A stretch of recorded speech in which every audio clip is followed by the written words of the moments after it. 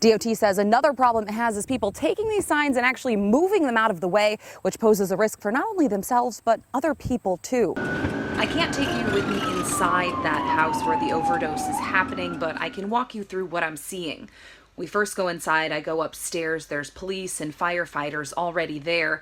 I look down and I see a woman carrying 2 kids. Back in February, we hit the tip of the iceberg, learning that one landlord owed more than $500,000 in these unpaid civil penalties. But now we have the full scope. And for years, the city hasn't done anything to enforce the payments. Anything you don't want to lose, like birth certificates or social security cards, can go in a plastic bag to better protect them. You can also put them in your dishwasher, which is sealed off, to keep them safer. The scrapes and crunch of snow, music to this neighborhood's ears. Thank you! All orchestrated by Bill Kreis. I got nothing better to do. Might as well come on out and give people a hand. The Randolph County veteran, who's also a farmer, hauled his tractor to Greensboro. Well, typical redneck stuff, just a little 33-horse Workmaster New Holland tractor with a front-end loader and a standard box blade, push snow around. Yeah, typical stuff. But an ordinary day for Bill was extraordinary for people who live there. We really need to go to work and we could not get out. We are so thankful. Gratitude from a place that's bared Mother Nature's wrath time and time again. They're still picking up the pieces after April's tornado, and the snow isn't helping. No, it's pretty cool. I just helped this fella here out, and I think he was pretty appreciative. The little old lady gave me a hug. That was kind of nice. But even if he can't melt the snow, Bill's easy decision to plow this neighborhood might melt your heart, helping people he doesn't even know. Don't have to. If you helped your neighbors more, you'd probably have a better community. Paisley Selleck remembers the first time she talked to Joey DeWeese. The first time we spoke, we went out to dinner, and he was kind of in my life every day from that moment on. They dated, got a place together, got engaged. Literally one of those ridiculous relationships. You really think it only exists in like rom-coms, but wholeheartedly it was like that in real life.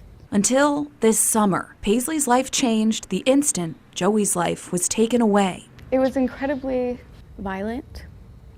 I don't think I've said that before because I want to spare people. High Point police say a drunk driver hit Joey as she was driving the wrong way down Business 85 with her lights off. Paisley was driving in the car behind him. I actually thought that his car blew up. He was airlifted to the hospital, but didn't survive the crash. Police arrested the other driver, Serenity Givens, on multiple charges, including DWI and second-degree murder. I stopped calling it an accident a long time ago. I've kind of taken that out of my vocabulary since Serenity, drunk or not, chose to get in her car that night. But what's frustrating to Paisley and so many of Joey's family and friends is that the driver is in a position where she could make that alleged choice again.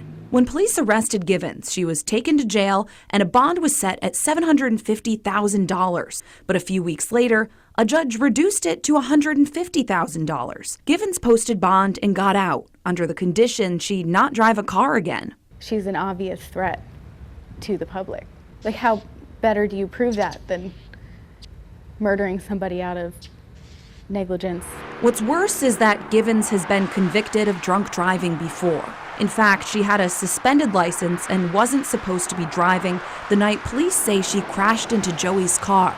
We reached out to the judge's office multiple times and have been told Judge Betty Brown has no comment. So we looked into how this all works. When a judge sets bond, the judge is considering the seriousness of the crime, danger to the community, and risk of flight, meaning the person won't show up to court if they get out of jail. Most judges in North Carolina go by a set of guidelines for various charges when picking an amount. Judges can choose to reduce or raise them at their discretion, and they don't have to say why. But I'm almost nervous to hear an answer because I still don't think it'll be good enough. The hashtag Justice for Joey came from that decision, a push to hopefully get the judge to reconsider or push the judge off the bench. But as the punches keep coming, Joey's friends and family keep rolling. This is Joey Fest a few weeks ago, a celebration of Joey's life at the Blind Tiger, one of his favorite spots. It was also a fundraiser for his family. Tragic, nonsense. It could have been easily avoided, and it wasn't because of someone making a really silly mistake. And it took someone that, is like family to a lot of us from us way too soon. But you can still see little pieces of Joey throughout Greensboro. The signs, the billboards, the murals, the art, all a tribute to Joey, but a sobering plea for others. Usually the drunk person isn't the one who loses their life. It's the innocent people involved. There's no sense to make of it, so no other community needs to be turned upside down. Just think twice. There's a lot of buzz. Keeps me busy. Around Salvation Coffee Company in Burlington. Keeps me happy. And one of the most refreshing parts is Bob Sargent. All right, let's shape up around here. Bob's on duty. The 94-year-old calls himself the maitre d' of the veteran-owned shop, run by his daughter and son-in-law. You also never know what he's going to say, so it's fun when he walks in because you're like, what's Bob going to do today?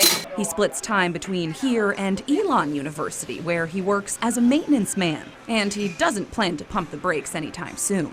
I wake up in the morning and my feet hit the floor, and I said they start to walking. And I said I can't stop them, so I'm going all day long. Maybe he gets his energy from all the coffee he drinks. It's got a strong coffee flavor, but no bitterness like that Navy coffee was. It'd leave a taste in your mouth. It also left a lot of memories in his mind. I served 3 years, 1 month, and 5 days in the Navy. That was between 1942 and 1946. Right when World War II was brewing, Sargent served on a minesweeper ship overseas. And we would go in before the invasions and sweep the bays and area clear of mines. He said his proudest moment was meeting President Franklin D. Roosevelt in an escort trip to Russia. It just happened. Heroes are made, not born. Fast forward to now, and he's serving his country in another way, being friendly, being present, and Now you've seen two antiques. being witty. That chair and me. They're even trying to train him to be a barista. He did really well on his first latte today. I helped him with that. He burned his hand on the steam one, but everybody does that, so. Because sometimes things just happen.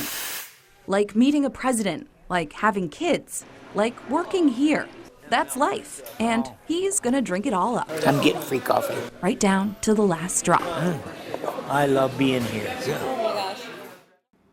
The concentration, the creativity, the care. For Crystal Sparks, painting is more than just a passion. It's a plea. 2 years Yes. and a couple months. 2 years and a couple months. This is Crystal's boyfriend, Robert Fallon. 2 years and About 2.5 years. But shortly after they started dating, their lives took a twist. I was just in shock. First thing I could think of to do was call my mom. So I called my mom and I said, hey, they're putting me in an ambulance, sending me to Roanoke. You should probably come with me. A trip to the doctor turned into news that Robert had kidney failure and stage 5 kidney disease. Now he's on dialysis 3 days a week and registered on a deceased donor list, a wait they've been told could take as long as 5 years. I can't do anything but go dialyze and wait for a kidney. That's where the rocks come in. Crystal hand paints a message on every single one, an effort to find a living donor, which can be a much quicker process if they find a match. A lot of our friends have been really supportive about it, so I'll paint a box of rocks and I'll give them to a friend and they'll scatter them throughout their travels. So far, they've heard of rocks popping up in New York, Tennessee, Pennsylvania, Virginia, and North Carolina. Probably all the way up and down the East Coast. They've gotten a lot of emails, but so far, no donor matches. Crystal estimates she's painted at least 300 and still counting. I try and paint pretty rocks, and then he decides he likes it, so we have to keep the rock, and I have to repaint a different rock with the same thing on it because he wants to keep it. The joy of something as simple as a stone I think it usually looks really cool. is something Robert needs just as much as a new kidney. I try to keep a positive outlook about it and keep him positive, because if he's not positive, then it would be 10 times harder than it is. Painting has really shown her true colors. Before he was my boyfriend, he's my best friend. Because it takes a gem to create some stones as precious as these. That's what it means when you get into a relationship with somebody. You can't just walk out when things get rough. I mean, you stick it through the end.